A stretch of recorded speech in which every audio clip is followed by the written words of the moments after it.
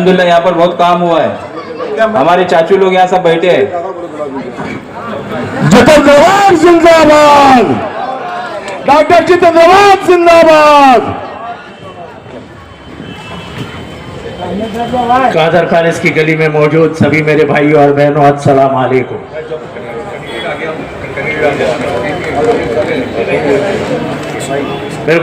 मेरे को याद है एक जमाने में मेरे दोस्त, मेरे छोटे भाई, मेरे बड़े भाई या छोटे भाई मालूम नहीं, उम्र मालूम नहीं है, लेकिन मरहूम यासिन सुरमैन जी ने ये रोड पास करवाया था और इसका नाम मौलाना हसरत मौलाना नुमानी के साहब के मोहानी साहब के नाम पे ये रोड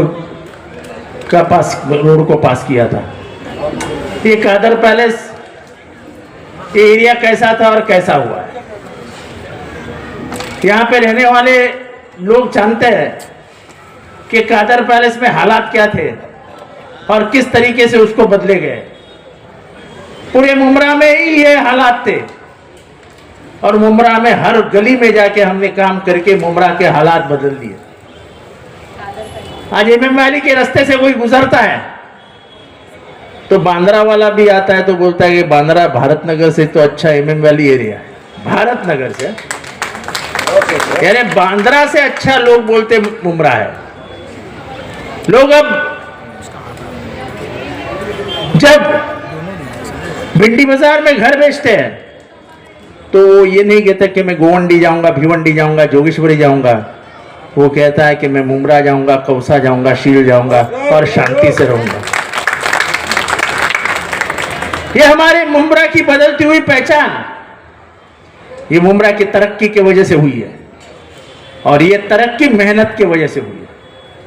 पिछले 20 सालों में लगातार हमने मेहनत करके कामों का अंजाम दिया और आज ये बदलता हुआ खूबसूरत शहर आपके हाथों में।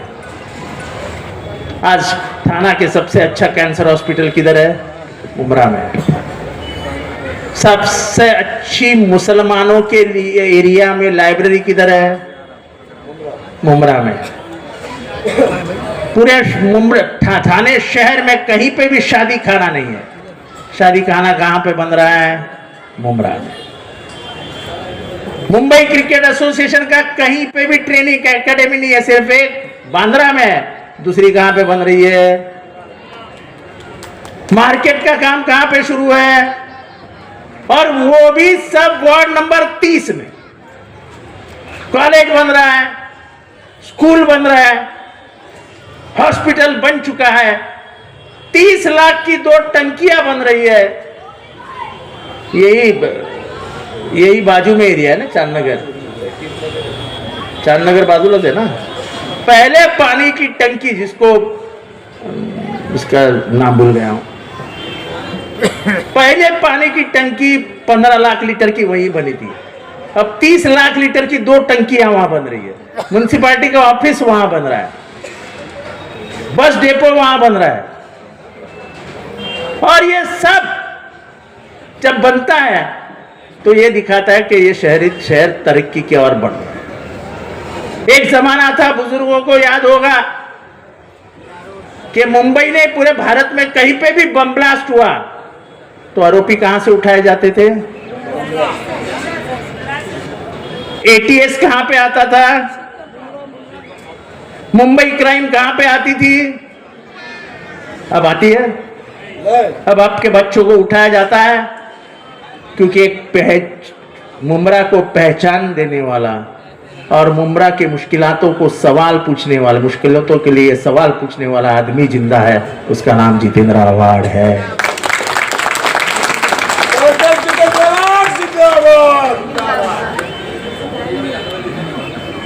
यह चुनाव मैं पुलिस को बता देना चाहता हूं, अगर पुलिस यहां पे है तो दादागिरी करके, दहशत फैला के,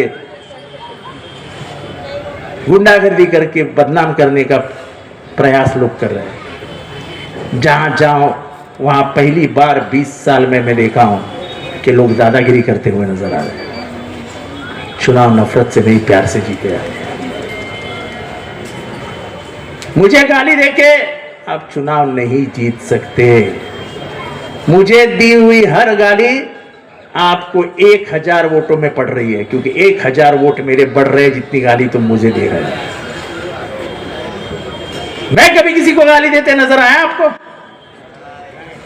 मेरे विधानसभा चुनाव में तो इतना गाली गलौज हुआ, तो मेरे को तो लगा था शुरू में मैं चुनाव ही हार गया। ये मेरे पत्रकार मित्र भी मुझे आके बताते थे कि साहब बहुत मुश्किल है, क्योंकि लोग कहते हैं अपना वाला खड़ा है। ये अपना वाला शब्द सुन के मैं भी परेशान हो जाता था कि साला अपना वाला, मैं तो ये शहर के लिए पराया हो गया। जो मेरी बीवी बोलती थी कि तू एक घर मुमरा में ही ले और उधर ही रहे, मैं वो बीवी को बोला यार ऐसा कुछ होगा नहीं, मुझे लगता है ये सब मुझे घर भेज देंगे।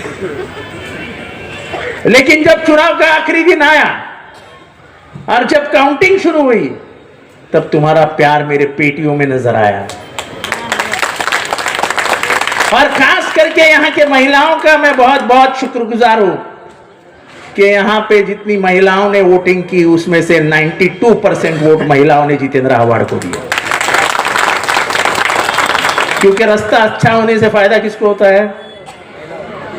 पानी आता है तो फायदा किसको होता है?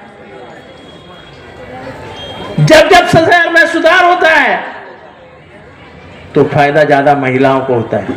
मर्द तो सुबह काम पे निकल जाते हैं, तो रोटी पकाना, गैस, ये वो। और मैं इस एरिया में बात कर रहा हूँ, इसी एरिया में एवन नूरी भी है ना, पीछे है ना, तो एवन नूरी का फोटो शमीम भाई निकाल के चलाइए। वहां पे गैस की पाइपलाइन लग गई है और अपनी गैस की पाइपलाइन शील तक आ गई है। आने वाले 5 सालों में पूरा मुमरा शहर गैस पाइपलाइन से भर जाएगा, आपके घर में सिलेंडर आना बंद हो जाएगा। और ये बात सपना नहीं है, ये बात सच्चाई में कलवा में बदल चुकी है। कलवा में अब हर एक घर में गैस पाइपलाइन है। आने वाले दिनों में जैसे कलवा में बदलाव आया वैसा मुमरा में आएगा और आपके घर में गैस की पाइपलाइन आएगी। ये चुनावी जुमले नहीं है। हम जब कहते हैं कॉलेज बन रहा है, हम जब कहते हैं डेपो बन रहा है, हम जब कहते हैं कि मार्केट बन रही है, तो हम हवा में बात नहीं करते। किताब आपके घर पे आई है, किताब मिली है आपको? अगर नहीं मिली है तो यहां पर बांटिए शमीम भाई। वो किताब में हमने म्युनिसिपैलिटी की हर एक परमिशन दी, जरा दिखाइए तो किताब। म्युनिसिपैलिटी के हर एक परमिशन छपवा के उसमें डालिए, छपवा के उसमें डालिए। इनके लीडरान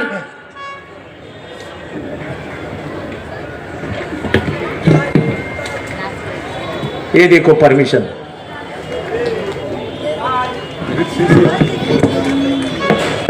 ये देखो सबकी परमिशन। ये पुलाव नहीं है कि चुनाव है तो पुलाव है, नहीं। ये असल परमिशन छाप के इस किताब में डाली है, म्युनिसिपैलिटी की परमिशन। तो 5 साल में पूरा मुमरा का फिर से चेहरा बदलाया जाएगा और वो बदलने का काम हम ही करेंगे। इनके कुछ लीडरान इन्होंने लाए थे मेरे खिलाफ बात करने के लिए, तो वो बोले जितेंद्र आव्हाड, महानगर पालिका में कहाँ कानून बनते हैं? कानून नहीं बनते लेकिन कानून तोड़े जाते हैं। 350 साल पुरानी मस्जिद दिल्ली में 2 दिन पहले फैज़े आम इलाही मस्जिद 350 साल पुरानी थी, आपने पढ़ा है? 22 बुलडोजर लगा करके, 22 बुलडोजर, हाई कोर्ट का स्टे ऑर्डर है तो भी तहस नहस कर दी। कोई जवाब है इनके पास? ये घड़ी जाके कमल के गोद में बैठी हुई है। ये घड़ी वालों ने कभी सवाल पूछा कि ये क्यों किया? नीतीश कुमार मेरे पर्दा नशीन बहन का पर्दा ऐसे उठा देता है और बेशरम बीजेपी वाले पूछते हैं कि क्या हुआ, चेहरे को तो हाथ लगाया, तेरे बाप का है क्या? नकाब। देखो शमीम भाई, नकाब है, पर्दा है, घूंघट है, ये सब स्त्री लज्जा का हमारा संस्कार और संस्कृति है, उसको आप बिगाड़ नहीं सकते हो। धर्म के नाम पे अत्याचार और अन्याय ज्यादा नहीं किया जाता है। बिल्किस बानो के सामने बिल्किस बानो पे रेप होता है, 14 लोग घर पे मारे जाते हैं, और आप उन लोगों को सरकार का अधिकार है बोल के जेल से रिहा कर देते हो। ये तो सुप्रीम कोर्ट जाग उठा और कहा कि गवर्नमेंट का ये जो कुछ ये सरकार ने किया है ये गलत है, और फिर से उनको जेल भेज देता है। क्यों? मुसलमानों को न्याय नहीं मिलेगा इस शहर देश में? महानगर पालिका में भी तोड़ू कार्रवाई होगी, मुसलमानों की बिल्डिंगें तोड़ी जाएगी, तो हमारे लोग नगर सेवक उठेंगे और आवाज उठाएंगे। ये शहर में अगर कोई बोलेगा लांडिया को मारो दांडिया, तो आप सहन करोगे? तो घड़ी निशान पे चुन के आया हुआ संग्राम जगताप नाम का उनका आमदार बड़े महफिल में कहता है कि लांडे को दांडे से मारो। कोई एक उनका आमदार उठता है और बोलता है कि मुसलमानों के दुकानों से खरीदारी बंद करो, उनकी आमदनी कम कर दो। क्या ये भारत में चल सकता है? ये नफरत का जहर फैलाने वाले, नफरत का जहर पिलाने वालों के साथ जो खड़े हैं वो अपनी असली पहचान छुपा रहे हैं, जो उनके अंदरूनी है। इनके ख्यालात बदल चुके हैं, और इसलिए इन बीजेपी के दलालों को जैसे विधानसभा में आपने दूर रखा, वैसे ही महानगर पालिका में दूर रखो। यही इनकी एक औरत जो इनकी उम्मीदवार बनी बैठी है, हर यात्रा का समर्थन करती है। जो यात्राएं पहले शहर से नहीं आने देते थे, उसने जबरदस्ती शहर से बुलवाया, अंदर आने दिया, और उन गुंडों ने जाके हमारे कौसा मस्जिद के सामने नंगा नाच कर दिया। वो कोई हिंदू नहीं थे, वो गुंडे थे, और वो गुंडों का समर्थन वो औरत कर रही, जो आज उनकी उम्मीदवार बन के बैठी है। यहाँ पे इज्तिमा हुआ, तो इज्तिमा में बोलती है कि इज्तिमा नाम के लिए किया जाता है। वहाँ पे जो आलिम है, जो मौलाना है, वो तो जमीन हड़प लेते हैं। हमारे आलिम, हमारे इमाम साहब क्या जमीन हड़पने के लिए इज्तिमा करते हैं? तो ये गलत है कि नहीं है? तो ये गलत के खिलाफ बोलना है कि नहीं है? और कोई नहीं बोलेगा तो जितेंद्र आवाड़ बोलेगा, तुम नहीं रोक सकते हो।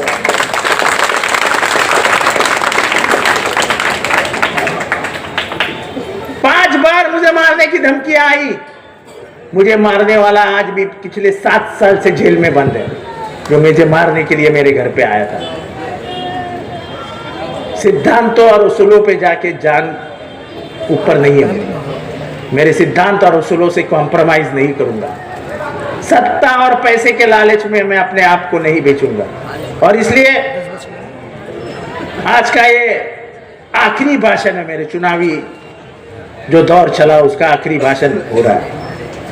मैं पूरे मुमरा से अपील कर रहा हूं कि जैसे विधानसभा के चुनाव में एक दहशत का माहौल तैयार कर दिया था,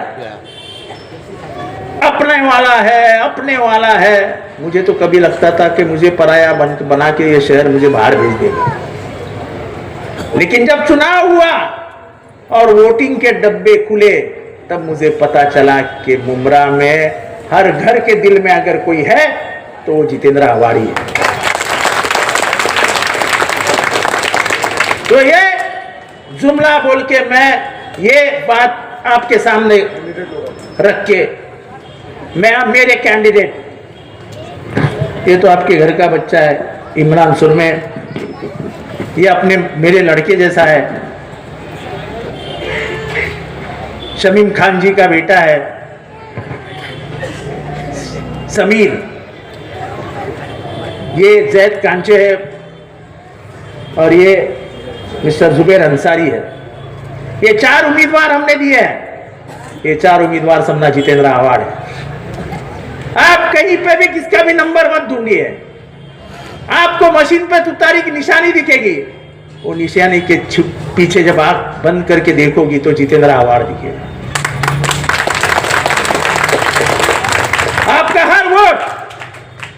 कि जितेंद्र आव्हाड को देना है। भारी बहुमत से, भारी वोटों से ये 4 उम्मीदवार जिताइए। जितेंद्र आव्हाड का आवाज जो हर मुसीबत में उठता है वो बढ़ाने के लिए उसका आवाज और मजबूत करिए। मेरे हाथ महानगर पालिका में मजबूत कीजिए। मेरा खत्म हो गया, और मजबूत कीजिए। इतना ही कह के अब महानगर पालिका का चुनाव का भाषण का दौर खत्म हुआ है। अब आज से आप फोन पे लग जाइए, अपने दोस्तों को, अपने यारों को फोन कीजिए, बताइए कि हमको जितेंद्र आव्हाड के हाथ मजबूत करने हैं, हमें हमारे रास्ते सुधारने हैं, हमारे गलियां सुधारनी है, हमारे इधर पानी की व्यवस्था बढ़ानी है, पानी की व्यवस्था अच्छी करनी है, हमें टोरेंट यहां से हटाने के लिए मदद करनी है। हाँ, 5 रास्ते नए बन रहे हैं, उसमें का एक रोड ईवी के है। बेशरम कुछ लीडरान है जिनका ईवी के रास्ते से कोई लेना देना नहीं है। वो आजकल बड़े बड़े उर्दू के शब्द इस्तेमाल करते हैं, मैं उर्दू तो बोलता नहीं। हलफिया जब बयान करता हूं, हलफिया बयान, अगर तुम सही में दीन वाले हो तो कुरान उठा के बताओ। क्या तुमको मालूम भी था कि ईवीके का रास्ता बनने वाला है, मंजूर हुआ है? ईवीके के अंदर हॉल थे, पता है, शादी के हॉल। वहां का ट्रैफिक कम करने के लिए कमिश्नर के पीछे लग लग के मैंने वो हॉल तोड़वाए खड़े रह के। उसका टेंडर पास हुआ है, उसका वर्क ऑर्डर पास हुआ है, उसका वर्क ऑर्डर मां मुमरा देवी नाम के कॉन्ट्रैक्टर को मिला है। उसको काम करने से यही लीडरान ने रोका है। यही लीडरान जो बोलते हैं कि ईवीके का काम हम कर रहे हैं, हम करने वाले हैं। आप अगर सही में दीन को मानने वाले हैं तो चलो उठाओ कुरान और बताओ कि ये काम तुमने किया है। क्यों झूठ बात करते हो, क्यों झूठ? अरे तुमने तो मुझे कब्रिस्तान में भी लिटा दिया था। जो कब्रिस्तान पूरे भारत में कोई नहीं ला सकता है, वो प्राइवेट कब्रिस्तान ये जितेंद्र आव्हाड लेके आया था। लेकिन जब से लाया उस दिन से सिर्फ कब्रिस्तान के ऊपर ही राजनीति करते थे। आप सोचिए, कोविड के वक्त अगर ये कब्रिस्तान नहीं होता तो आपकी लाशें, आपके घर के माँ, पापा, भाई जो भी मौत हुई, वो था ना इधर खड़ा, सोहेल भाई, एक वाहिद आदमी है। जब पूरे लोग कब्रिस्तान में जाने से डरते थे, ये अकेला आदमी बिना ग्लोव्स के, बिना मास्क के, कोई रिश्तेदार नहीं आता था उधर वहां पे। ये अकेला आदमी, कम से कम मालूम नहीं, मैं गिनना नहीं चाहता हूं, लेकिन हजारों आदमियों का दफन इस आदमी ने करवाया। 7,500 के ऊपर लोग दफन हो गए। अभी उसी कब्रिस्तान में शमीम भाई 10,000 लोग दफन है। कहाँ जाते थे अगर कब्रिस्तान नहीं होता है? ये तो सिर्फ राजनीति करना चाहते। राजनीति करना मेरा काम नहीं है। इस शहर के आम आदमियों के आंसू पोंछना मेरा काम है। वो आप जितना भी चाहे, जितना भी रोको, आप मुझे उसमें रोक नहीं पाओगे। मैं गरीबों का आदमी हूँ, गरीबों के लिए जीता हूँ और गरीबों के लिए अपनी जान दूंगा। आप सिर्फ मेरे लिए इतना वादा करिए हाथ उठा के कि आप मेरी हिम्मत नहीं तोड़ोगे।